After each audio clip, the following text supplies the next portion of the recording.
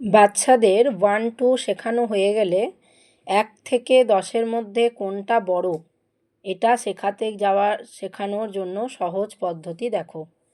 এরকম একটা উদাহরণ দিয়ে দেবে 7, 8, 3, 2। এবার বাচ্চাকে বলবে কোনটা বড়, ও কিন্তু প্রথমে বুঝতে পারবে না।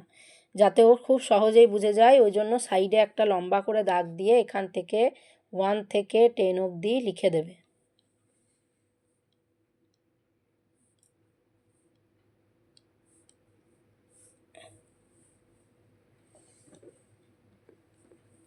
টেন অবধি লেখা হয়ে গেলে বাচ্চাকে বলবে যে নাম্বারগুলো আছে সেই নাম্বারগুলোকে এই লাইনটাতে গোল করতে। 7, 8, 3, 2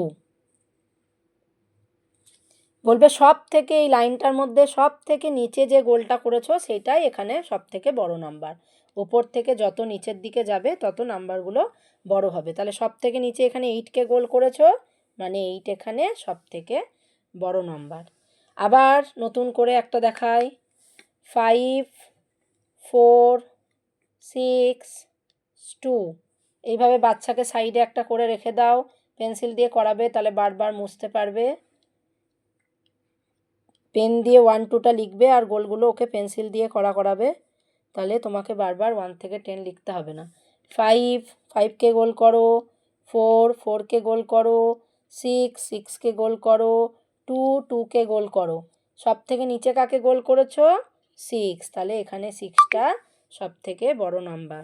এভাবে তুমি বাচ্চাকে শেখাতে পারো যে কোনটা বড়। অ্যারেঞ্জ দ্য নাম্বারও তুমি এভাবে শেখাতে পারো, সেটা আমি অন্যদিন ভিডিওতে বলবো। কেমন লাগলো অবশ্যই কমেন্টে জানিও।